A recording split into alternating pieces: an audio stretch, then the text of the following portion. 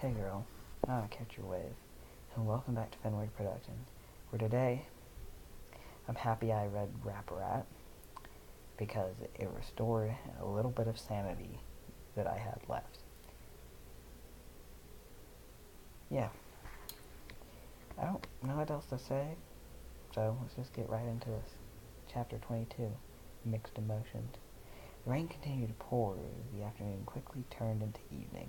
Despite the roads becoming nothing but mud, the rain getting in her eyes, or the growing wind knocking her on, she hurried her pace to get out of the storm. She continued to walk slowly, her head hung and her eyes focused on the road. It was almost as if she was letting the storm come down on her, giving her punishment that she knew she deserved. I don't know. She felt that she deserved this so much that she didn't even bother to try to ride her scooter home. Instead, she carried her mouth by the handlebars, eyes fixated on the muddy road beneath her.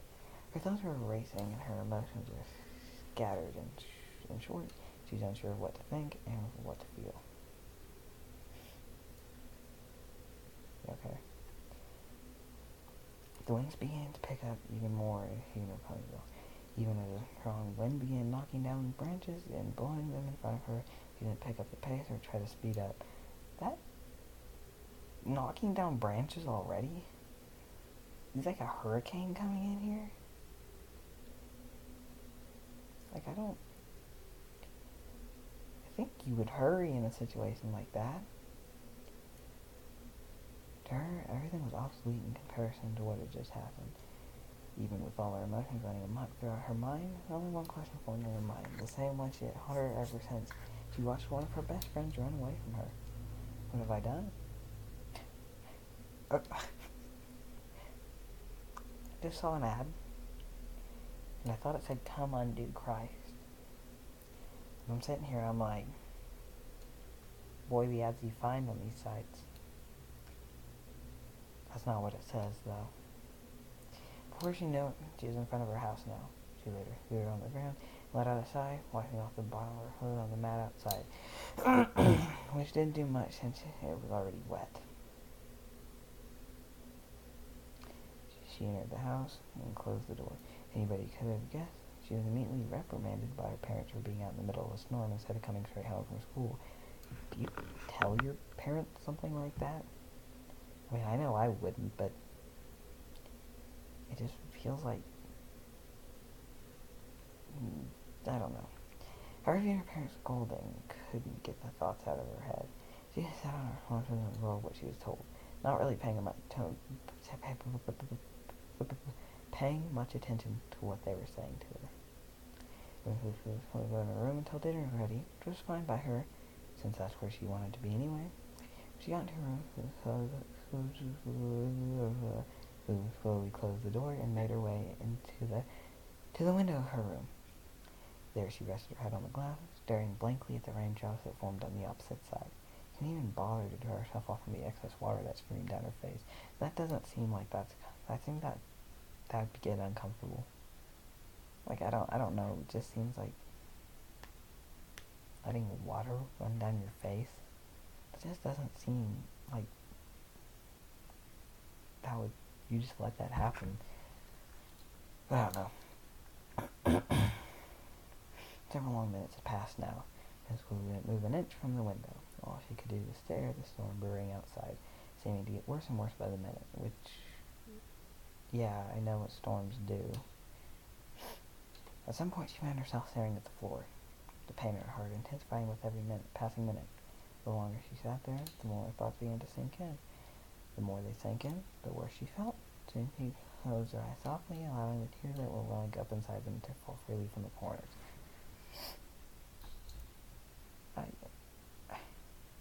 Is this? I don't know. Honestly, I don't even know what to say right now. I just don't know what to say. This is just, what am I supposed to say about this? Like,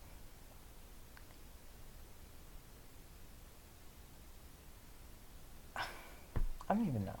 Like, it's making me forget how to make fun of stuff. Wait, Belle, she whispered to herself. Wah. Question remained unanswered.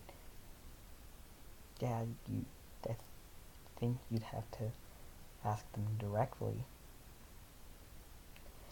As she went from the window to her bed and slowly crawled into it, the tears still falling from her eyes.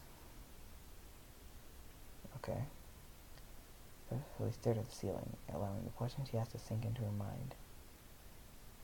Her voice still quiet in a quiet whisper, she asked, "Why all of a sudden? What were you thinking? What was I thinking? What do I do now?" There were so many questions, but no way of getting any answers to them. I mean, you could answer the "what are you gonna do?" Like, what do I do? You can answer that. She still hadn't believed that she was the one who had a crush on this whole time. As she thought about it now, she recalled how the uniform really had described Scott in two extreme sports. She said flatly, "Ooh, I said it with the correct emotion that time," reciting what Sweetheart said. "No, if you weren't, she practically told me right then and there, and I was too stupid to figure out that Scott was only a few letters away from us. Ooh, couldn't look me in the eyes while talking to me in private. How could I have been so blind?" I mean, yeah, kind of obvious, but why would your first thought just be like, "Oh, hey, that's me"? Like, you're not you're not the only person in the world that likes that. Sounds pretty vain, but I guess that's just me. She turned her side, eyebrows began to furrow a bit as she felt a wave of anger overcome her. Is that the emotion that you have in this situation? She wasn't angry at Weevil, but herself, not just for being so oblivious to her friend's feelings, but how she reacted to her confession. I don't know. Like, yeah, she was a dick about it. Yeah, but tell me how you would react in that situation. Like, maybe you wouldn't be that mean about it, I guess you'd say, but it'd still be weird. She finally gets the tears to tell me the truth, and what do I do? She asked, her breath beginning to increase as the tears continued to fall. I go and push her away, hurting her both emotionally and physically. Then she goes and tries to tell me again, and I tell her to get away from me like she was some kind of disease. Sometimes it do be like that, though. The thoughts of the event began rushing back to her again. The anger slowly dissolved into guilt. Because of this, Lulu closed her eyes and began to cry. But she buried her face into her pillow, hoping to muffle the sound from her parents. The last thing she wanted to do was have to explain why she was crying. Yeah, I wouldn't want to have to explain that to my parents either. Yeah. When the thought of the explanations entered her head, the guilt had turned into fear as something else crossed her mind. However, the tears still streamed down her cheeks under her pillow. What if she tells Rarity? She asked quietly. What? What difference will that make? She asked quietly, trying to calm herself down from the crying, but to no avail. What if she tells her I hurt her? What if she tells her I pushed her on wrong calls her emotions to worsen? Why would she do that? Why would she outright lie like, well... That statement was unintentionally kind of ironic, but then the last question asked herself caused her heart to speed up. What if she tells Rarity I broke her heart? That was... what? What, like I said, what difference is that gonna make? Like we're gonna say something here. Like, is she gonna come beat you up or something? I don't understand why that would be such a big deal to somebody. And why am I addressing her by you again? Like I'm talking directly to them. Congratulations. Congratulations. Immediately the fear began coursing through her body. As the scenario in her head became as clear as anything. I don't know what's about. I don't even... She could see her her eyes engulfed in flames of hatred and angered face that could scare a cockatrice. What? Is that like an animal in this universe? Or is that an animal in real life? I don't know. Dismissing. She could see her staring at her, threatening her to stay away from her sister and never be seen around her ever again. The thought was like that. Here's like you're fighting your heart to skip a beat. Again, I don't. How? And you want to go near her again? Willingly? Well, maybe to apologize, but like. I'm getting too deep into this. I'm in as deep into the story as Johnny Utah got on Point Break. However, the images in her head quickly dissipated as the thought came across her mind, putting her at ease. Only for a moment. You wouldn't call her up this. And here she said it was Scott that did it, not me. She wouldn't say it was me, not if she hasn't said it to anybody in all this time. Even though her realization put her heart at ease, it didn't do anything to her mind, which still fished for an answer to the question that floated within her. As a result, she let out a small sigh, rested her head on the pillow, and she stared at the ceiling. Started at the ceiling again. Stared is what that word says. She didn't know what to do or think. Everything raced through her mind, but none of it made any sense to her. She turned her head to the small table that held a lamp and a few other various things. Among those things was a small photograph of her and her fellow crusaders, all piled on top of each other, with smiles on their faces. Well, I read that sentence like weird and fragmented. I don't know why, but she took the picture and looked at it, focusing her attention on the uniform filler. You heard her held on the picture, a small flicker of a smile forming in the corner of her mouth. My shower just dripped. It scared me. I'm kind of paranoid, and I don't know why.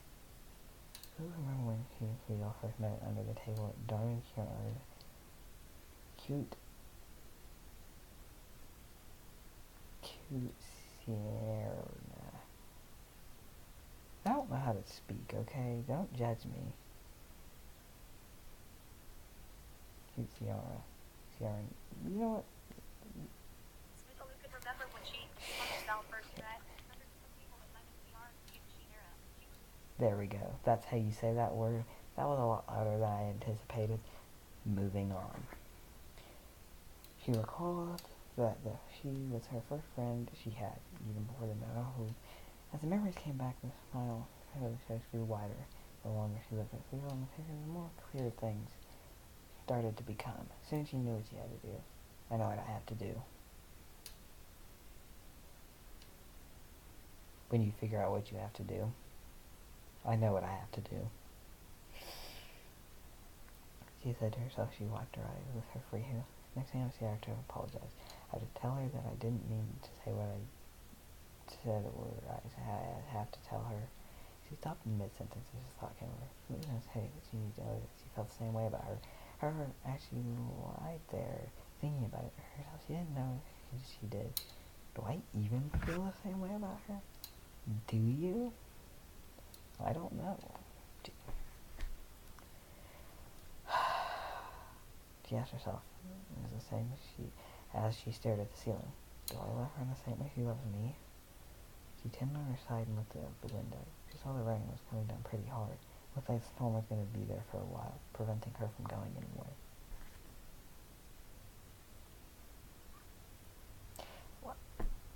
Why is he so good at wording stuff out? Just finding little details that he can put in there and just like make these longer. I'm stuck here until the storm passes. Well, you know, technically you can go do something, but she told herself she placed the picture on the end table. I guess that's a good thing, because it at least gives me some time to really think this through. I don't know if I love her or not, but one thing for sure, I will feel if I have her heart to forgive me. So, a little sigh, rest her head on the pillow. She She wasn't going anywhere until the storm passed, so passed through. As a result, she did the only thing she could do now. Get her thoughts together, find the best way to apologize for you. Furthermore, Winnie the Pooh in a tuxedo.jpg, she had to figure out if he felt the same way about her friend, or if she was simply going to ignore it completely.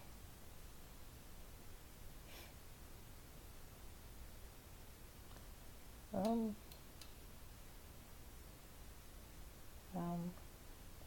don't know.